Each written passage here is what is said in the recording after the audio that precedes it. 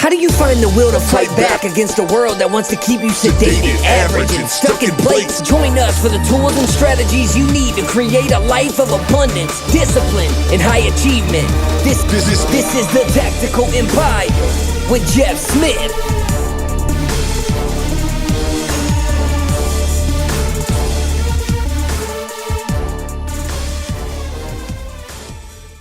Welcome to the next episode of the Tactical Empire. We're here for our Thursday edition again, and we're going to switch it up a little bit. We went to the Tactical Empire community page and solicited you guys' questions to see what you wanted us to talk about, what you wanted us to answer for you. And so I'm going to let Sean take it from here, and we're going to go back and forth and answer some of your questions. Fantastic. We have a great one from Scott. He said, I always struggle in the work-home fitness ratio between guilt of being a father and husband and the guilt of giving my clients great service. I will too often sacrifice my fitness, my health for others. How do you all handle that? You want me to go first? Nail it. Yeah.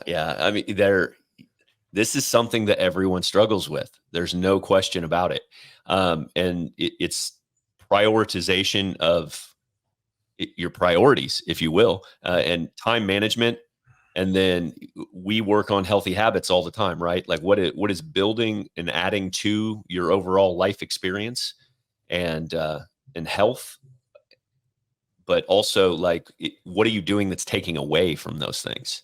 Like oftentimes we're either not honest with ourselves about the shit that's getting in our way, or we just don't take the time to analyze it. And often we say yes to way too many things. So I think that a time analysis and then being kind of rawly honest with yourself about what you're doing, because most of us have like shit we shouldn't be doing, time wasters, Netflix, booze, hanging out with our friends. Like every single thing you should do should be adding to your overall experience is the way I kind of look at it. What do you got? Yeah, what I got is one, priorities. I know that's a cliche statement that everyone will say, but what does that really mean? Well, I follow the 4F model: family, fitness, finances, and freedom. Fantasy football doesn't fit into that, right? Fucking around with my friends doesn't fit into that. Free balling on the golf course doesn't fit into that for me. For other people, golf is their fitness. They're walking the links and playing a sport that they love with friends because friend relationships are important to them. For me, that's literally the biggest rocks in my schedule. So prioritization, the task, prioritization of the topic, whatever that thing is. For him, it was fitness, home, and family, right? Where do they fit on your schedule? How much time can you allocate to those? Start there. Okay. Bare minimum. Now, I've been fortunate enough, me and my wife have been really active for a very long time, but as we brought children into the world, it certainly affected our schedule. We couldn't go to the gym anymore on Saturday for 3 hours. So over time, we've had to adjust. We've had to communicate with your spouse about what is most important to you and when can I allocate the time for this. Get rid of the habits that are not serving you and add in some of the things. Now, maybe we'll take the conversation here, but how much do you actually need of fitness? That's a whole different question. But for me, it is making those things the biggest rocks, the biggest important things. Fitness needs to be a priority for everyone because like it's just it's the cornerstone of your mental health. It's how you operate. Like I guarantee if you're out of shape, you're not operating at a high level in your business. I would probably tend to, this is super complex for entrepreneurs because you have to optimize your business life and you have to optimize your home life and they have to mesh together, obviously. But there's no differentiation in my life between business and home life. It all is merged together and it all operates that way. But like what I would say is that there may be inefficient when I was talking about auditing time, like you have to audit your time in your business too. Like what are you doing in your business and is it high value work or is it something that should be outsourced or do you need more people? Stuff like that. So when you audit, you have to audit your actual business too with granularity. Yeah.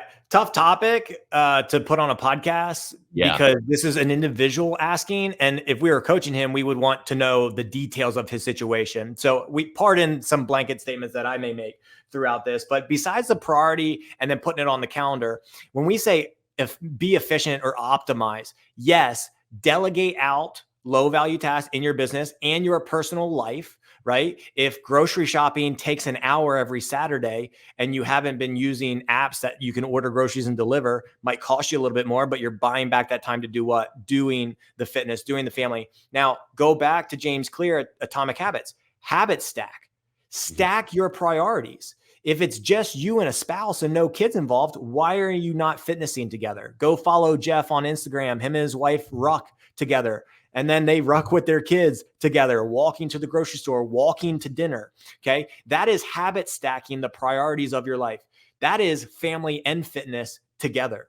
Right. And we know that's going to trickle into business. Now, for me, one struggle I did have was turning the work off when I was home. Like, again, I own a gym. So when I was handling the sales in and out, maybe I didn't do the sales consultation, but I handled the sign up part in the system. If someone signed up at 4 p.m. and I got a text from my sales manager at 5 p.m. saying Joe Schmo signed up, I would pull out my laptop at 5:05 because I wanted to run that person's membership. It took me years to realize that, man, I could run it the next morning after my family left for work, right? Just recognizing the things that you're doing that are actually putting a hurdle in front of what you're actually trying to get, which is more family time, more fitness time, blocks and guardrails. There's a difference between servicing your clients and then getting taken advantage on the time that you're allowing them to have with you. Yeah. That's why I said he needs to audit his business as well. It's a great question, Scott, and something that we all deal with, and it ebbs and flows. It's never perfect anyway. So that was a great question, but we're all out here trying to figure it out. But there's good exercises and good practices to put into place there, for sure. Doesn't have to be sexy. Doesn't have to be too much. Go for a walk. Start there. Do that for 2 weeks and then come back and see what you can layer into it. All right. Absolutely. Want to hit the next ones, Jeff? Yeah. Now, Chandler is a young gun in our community. I believe he's 21 years old. He says, going against your family upbringing or the not asked for advice from others. Now, others could be family, friends, or just random strangers that you come into contact with throughout your life, especially as you expand into a career and people want to know what you're doing and what your plan is. Like 21-year-olds should know what they're going to do for the next 30 years. He said, can you expand on how you choose who to listen to? Okay. Going against your family upbringing or not ask for advice, how you choose who you listen to. This one's going to hurt some feelings.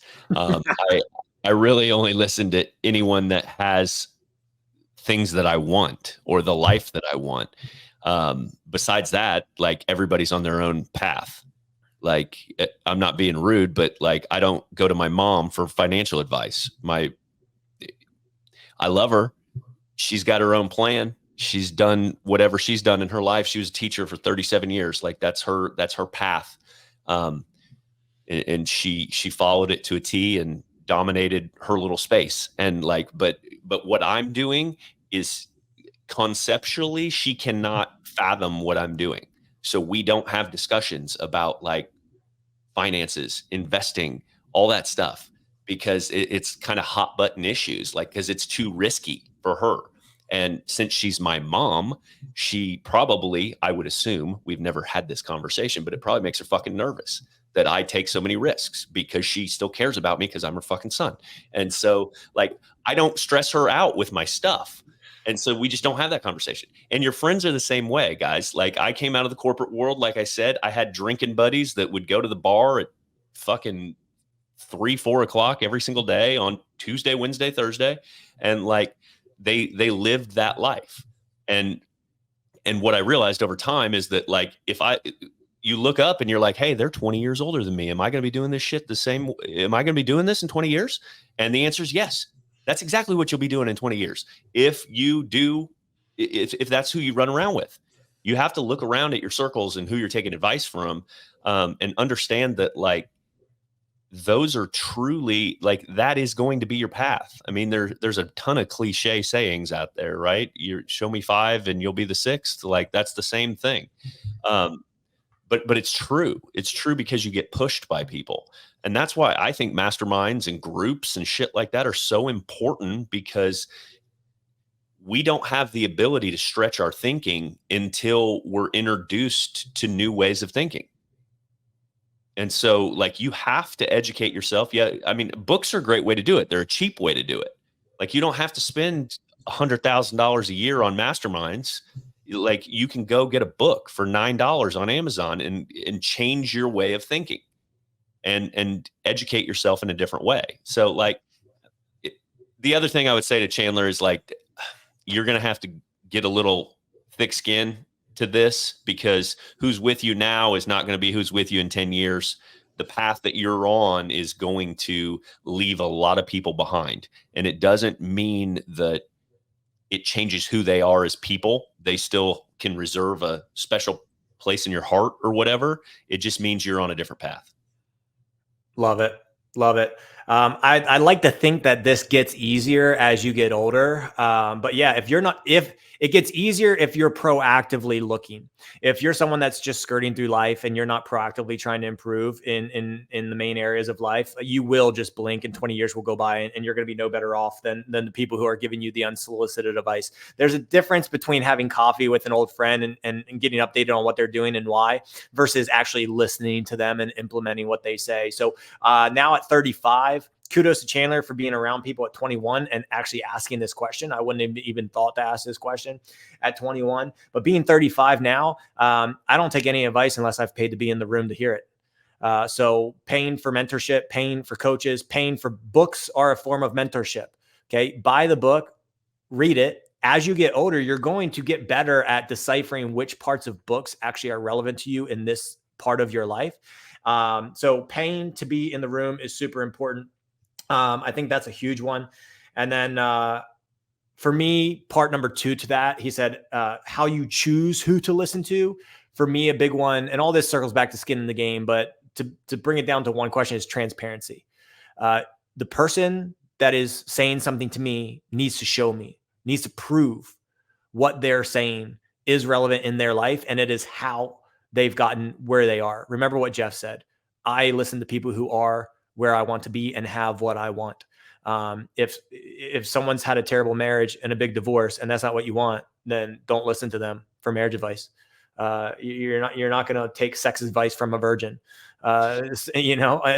period. So it's just, you're going to get a lot better at that as you age, and you're probably going to get there a lot faster than I did because you're asking the question at 21. So again, kudos to you, Chandler. Yeah. Yeah. It's also, one thing is like getting crystal clear on who you are and what you want. Because you can be impacted through other people's opinions and decisions and things like that. We're not impervious to that until we figure out who we are and like understanding the direction we want to go and where we want to go. Most people just kind of wing it, and which allows you to be influenced very easily by those around you. So, sure. Good question. Great question. Thank you. Last one coming from Kate, same last name as me. So Jeff, tackle this one for as long as you want to tackle it for. My wife, beautiful lady. I wouldn't be where I am without her. So Kate, she said, extrapolating on one experience and curbing the negative inner dialogue to not hinder performance outcomes. My wife is a high achiever. She is a W-2 employee for a larger than $100 billion company. There's a lot of pressure, a lot of expectations. She wants to do good. She wants to do great. She does not coast. And so extrapolating one possible reason as why something happens, and then also curbing negative inner dialogue to not hinder performance outcomes. I don't understand the first part. Extrapolating on one particular outcome. Is that what it's saying? Okay. So something happens in your life. Yep. In any area of your life, something happens and you start fixating on one reason why that happened. And that becomes the story. You now start to become blind that any other possible reason could have been the reason. And for her to get a little more, like, she takes a lot of the burden on if something doesn't go right with them hitting their metrics, if a doctor's office or who they call on doesn't all of a sudden give them access to who they need to talk to. She'll say it's because she did something wrong, quote, wrong, right? Yeah. I've given this advice like 5 times in the last week, I feel like. Love it. My wife is a huge Byron Katie fan. And so your wife needs to read the book Loving What Is by Byron Katie. And what it does is it allows us to kind of conceptually, she's got an entire process. She's made millions of dollars teaching this shit all over the world, but like, she's a brilliant doctor.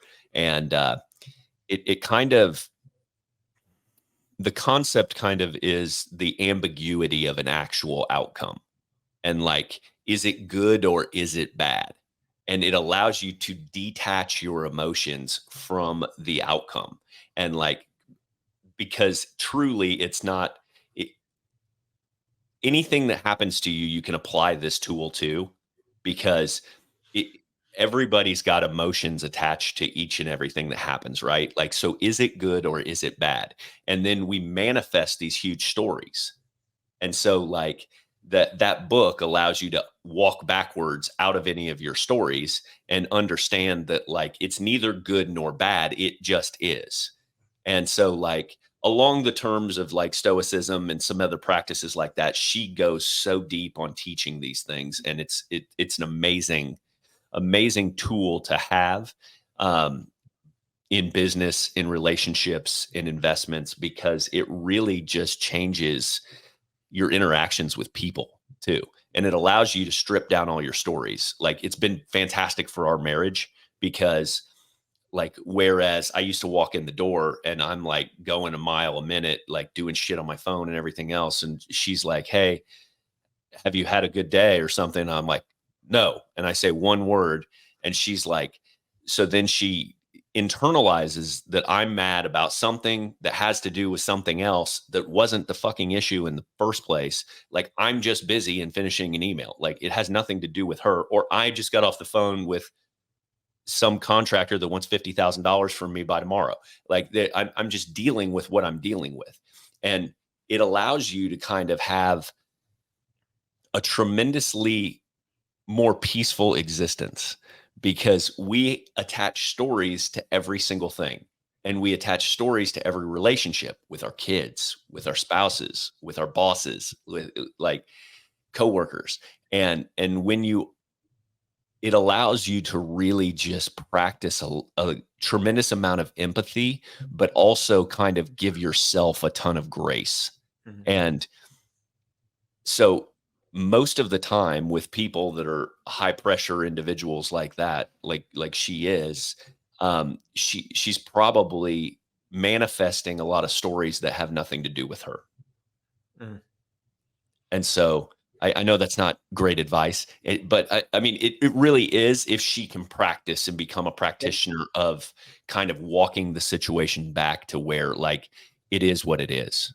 It's beautiful advice, and I appreciate that, Jeff. And if I was talking to my wife or talking to someone else about this, there's a few things in there that you said that come down to some basic steps that I have learned for myself. Is the fact that you're aware that you're doing that. That's always step number one, is awareness. But kind of like CrossFit, right? Form first, technique first. But then what's step number two? It's consistency in technique. So it's not okay just to be aware that you've done it this one time. It's being consistently aware that you're doing it. Then the next step is when you're doing it, then recognizing when you're in the middle of doing it. How do I do that? Simple. If something's important to me, it's in front of my face all the time, right? The Daily Stoic, the book, and the journal are on top of my coffee maker. Why? Because it's important to me. So I make my coffee, I grab the book. My 90-day Q4 plan, it's in a note on my phone, and the note app stays open. I have a habit of swiping all my apps closed. I keep that app open. So every time I swipe apps closed, I actually see an image of my 90-day plan. And if I'm not busy, I'll click on it and read through it again to keep it at the forefront of my mind. So if you need a Post-it note on your odometer in your car that says, what story am I telling myself to make me feel this way? there, you're going to be more cognizant of the fact that you're extrapolating out. And then it's what I've done is give myself permission to feel a certain way. Now, there's a whole spectrum of feelings. So are you actually articulating the correct feeling? Don't say good, bad, happy, sad, angry. Most people work in like 3 or 4 different emotions, but there's a whole spectrum of emotions. So get clear on how you're feeling and why you're feeling it. And then getting past, when you get past the label of good or bad, then it does come back to stoicism. Stoics weren't emotionless. They understood their emotion, and their job was to understand the emotion quicker. So when you understand the emotion quicker, then it became, is this in my control or not? Give yourself grace to let go of what's out of your control and give yourself permission to work on what's in your control. So if a doctor's office shuts you out, okay, that was their choice. That was in their control. What's still in my control? I can show up and give them coffee. I can show up and provide samples without a conversation with a doctor. I can go give myself permission to focus on the 9 other doctors who want my time, right? That is how I would handle this situation. Now, let's quickly tap on that last part. Negative thoughts and not allowing them to hinder high performance outcomes. Yeah, but it also plays into another factor, which is like understanding. You talked about awareness, that's what it is. Like you have to have a heightened level of awareness. You have to work on it like you're building muscles. And because there's something called underlying emotions that lead to surface level emotions. So like every single time. So what she has to do is understand what underlying emotion is leading to her surface level emotion. Maybe she's anxious, maybe she's something. And like, what is the root cause of that anxiety? And like, that's where you really dig in and learn a lot about yourself and understand that, like, because then you can take that surface level emotion, understand why you're responding that way, and remove that friction from your life, or work through that story you're telling yourself. Like, if I don't do this, I'm going to get fired, or something like that. If performance, it doesn't meet this metric, I will have to answer to so-and-so. And like, so the surface level emotion of anxiety is rooted in a base level emotion of fear. And so you work through those things and can identify them when they surface, and then you can manage those appropriately with these stories that I was telling you about Byron Katie too. Because you most of the time the surface level stuff is brought about by stories we're telling ourselves, like any number of things, like you name it. Like if you have jealousy or anger issues or anything like that. And so like you have to go ahead and dig into that stuff so you understand where it's coming from. Yeah. For me, if I was talking to someone else on, negative thoughts to hinder performance, like negativity can be a good thing, right? Again, it's not good or bad, right? So if I look back and look at, I'm not the most data-driven person, right? I want to see results, but I don't live and die by the numbers in really any area of life. But I know that I've performed well through struggle. And someone told me that I need to trust myself, that I will perform well through future struggles. And so I really have wrapped my mind around that thought that, okay, this thing, let's just, again, label it negative. I'm really good at figuring it out. I'm really good at doing the work. I have recognized that some really bad situations have turned out really well for me, and which is why I actually don't prescribe to the blanket, everything happens for a reason. I think everything happens and we respond a certain way, and the outcome is because of how we responded from that thing. So the thing happened, but the outcome was actually dictated based on how we responded to that outcome. And that gives me back the power. It gives me back the control. And, it's okay to have some downsides. It's okay to have some negative thoughts, not for too long, in my opinion. So draw back the arrow and let it go, and then perform better. Trust yourself that the results will get better, because you are a high achiever, and high achievers keep going. None of us are giving up in this game of getting the results that we want. Yeah. Tim Grover teaches dark energy versus light energy. And like some of us, like, were born and bred on dark energy. And like, so you need that chip on your shoulder to drive forward. and like I'm proving every motherfucker wrong, like that, like those are those people.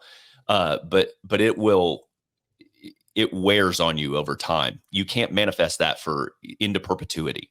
You can, but it'll lead to other issues, stress, cancer, vices that you can't control, addictions, stuff like that you use to manage that dark energy, if you will, or to chill out from it, because otherwise it'll like consume you. But as I've gotten older, I feel like I've been able to derive a lot more light energy from what I'm doing, which is why I enjoy helping people, which I enjoy coaching, all that stuff. I love seeing other people win. And so I've been able to manifest that into like my why, if you will. And so